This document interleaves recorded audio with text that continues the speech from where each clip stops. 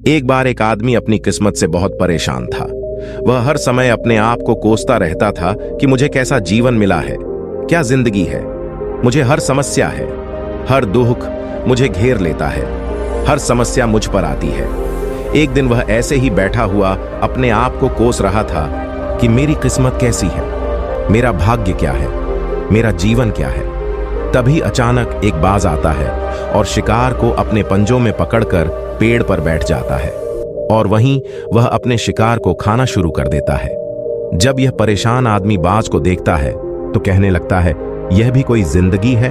वह कितनी मजेदार जिंदगी जी रहा है, न खाने की चिंता, न पीने की, न पहनने की, न परिवार की। शिकार करता है और खुली हवा में घूमता है, कभी इधर तो कभी उधर। सारा दिन आकाश में भ्रमण करता रहता है।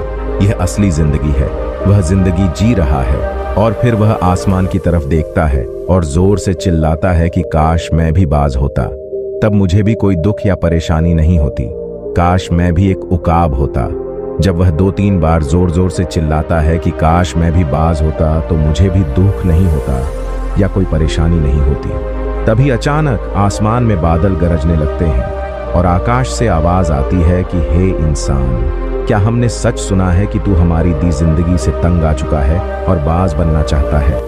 तो आसमान से आने वाली इस आवाज को सुनकर व्यक्ति हैरान हो जाता है और आसमान की ओर देखकर कहता है, हाँ, मैं अपनी इस जिंदगी से तंग आ चुका हूं, क्योंकि हर समस्या मेरे साथ है, हर दुख मेरे साथ है, हर समस्या मेरे साथ है।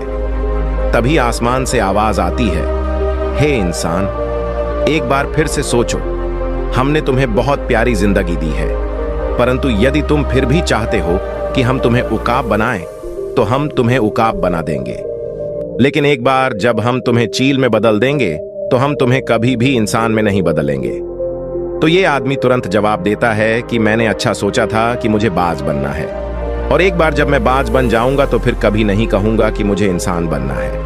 तभी ऊपर से आपकी इच्छानुसार आवाज आती है और वह व्यक्ति चील बन जाता है। जैसे ही इंसान बाज बन जाता है, वह खुली हवा में उड़ने लगता है। वह कभी इधर उड़ता है तो कभी उधर और सोचता है कि यह कितनी मजेदार जिंदगी है, यह एक वास्तविक जीवन है। न कोई तनाव, न कोई परेशानी और न ही कोई डर। वह काफी देर तक हवा में उड़ता रहता है। 2-3 मिनट तक अपने पंख फड़फड़ाता है और फिर पंख फड़फड़ाना बंद कर देता है और काफी देर तक हवा में तैरता रहता है।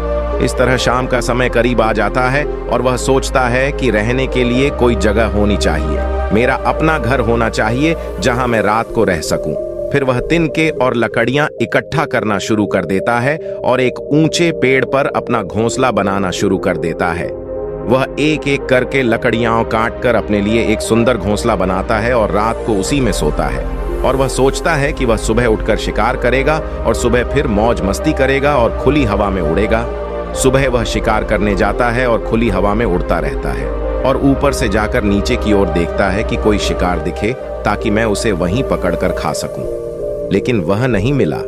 बहुत समय बीत गया, वह शिकार ढूंढता रहा, लेकिन उसे कुछ नहीं मिला। पास में ही एक जंगल है और वह यह सोचकर उस जंगल में चला जाता है कि शायद उसे वहां कोई अच्छा शिकार मिल जाए। वह जंगल और जंगल के अंदर शिकार की तलाश करता रहता है, लेकिन उसे कुछ नहीं मिलता। शाम होते ही वह निराश होकर अपने घोंसले में वापस लौट आता है। एक तरह से वह थक कर एक पेड़ पर बैठ गया। वहां उसे एक घायल पक्षी दिखाई देता है। वह तुरंत उसे पकड़ लेता है, उसके पंख निकालता है और खा जाता है। उस पक्षी को खाने के बाद वह अपने घोंसले में लौट आता है और सोचता है कि भले ही यह बीमार पक्षी है, लेकिन खाने के लिए कुछ है। वह अपने घोंसले में पहुंचकर आराम करने लगता है और सोचता है कि सुबह मैं कोई अच्छा शिकार पकड़ लूंगा और अपनी भूख मिटा लूंगा। सुबह होते ही वह फिर शिकार की तलाश में खुली हवा में उड़ने लगता है, लेकिन आज भी उसे कुछ नहीं मिल पाता। काफी समय बाद वह आसमान में ऊंची उड़ान भरता है और अपनी चालाक आंखों से शिकार की तलाश करता है, लेकिन उसे कुछ नहीं मिलता। फिर वह उस जंगल की ओर गया, लेकिन वहां भी उसे कुछ नहीं मिला। ऐसे ही उड़ते उड़ते शाम हो गई और वह निराश होकर अपने घोंसले में लौट आया। रास्ते में वह एक पेड़ पर बैठ जाता है और सोचता है कि हो सकता है आज भी वहां कोई बीमार पक्षी मेरा इंतजार कर रहा हो। लेकिन हर बार किस्मत मेहरबान नहीं होती। इस बार उसे कोई पक्षी नहीं मिला और वह थककर अपने घोंसले में वापस चला गया। और घोंसले में पहुंचकर वह भूखा ही सो जाता है और सोचता है कि कल सुबह वह कोई बड़ा शिकार पकड़ लेगा और आज की भूख भी मिटा लेगा। वह रात को अपने घोंसले में गहरी नींद सोता है। अचानक एक तेज तूफान आया जिसने उसे और उसके घोंसले को अलग दिशा में फेंक दिया। तो जहां वह गिरता है वहां एक नुकीली छड़ी होती है जो उसके पंजे में फंस जाती है और उसे बुरी तरह घायल कर देती है। तूफान रुकने के बाद तेज बारिश शुरू हो जाती है, लेकिन किसी तरह वह पेड़ के नीचे छुपी रहती है। रात बड़ी मुश्किल से कटी। सुबह होते ही बारिश रुक जाती है और चारों ओर खुशियां छा जाती हैं। नदियां और झरने बहने लगते हैं। सब कुछ सामान्य जैसा हो जाता है, लेकिन ये बाज अब पहले जैसा नहीं रहा। इसका पंजा घायल हो गया है। डंडे की वजह से उसका पंजा बुरी तरह जख्मी हो गया है। और आपको बता दें कि बाज का पंजा अपने शिकार को पकड़ने में बहुत अहम भूमिका निभाता है, क्योंकि बाज अपने शिकार को पंजे की मदद से पकड़ता है और फिर चोंच की मदद से खाता है। लेकिन अब उसका पंजा खराब हो गया है और वह 2 दिन से भूखा है। वह शिकार की तलाश में कुछ समय के लिए उड़ता है, शायद एक बीमार पक्षी ढूंढता है, लेकिन हर दिन उसे एक बीमार पक्षी नहीं मिलता है। कुछ देर उड़ने के बाद वह भूख और दर्द के कारण एक पेड़ पर बैठ जाता है। पेड़ पर बैठते ही उसे पता ही नहीं चलता कि कोई और मुसीबत उसका इंतजार कर रही है। आसपास से 8-10 कौवों का झुंड आकर उसे परेशान करने लगता है और उसके घाव पर चोंच मारने लगता है। उन्हें पता चला कि यह बाज भूख के कारण घायल और कमजोर है। वह उनसे बचने के लिए थोड़ा उड़ता है और फिर एक पेड़ पर बैठ जाता है, लेकिन उन्होंने उसे जाने नहीं दिया।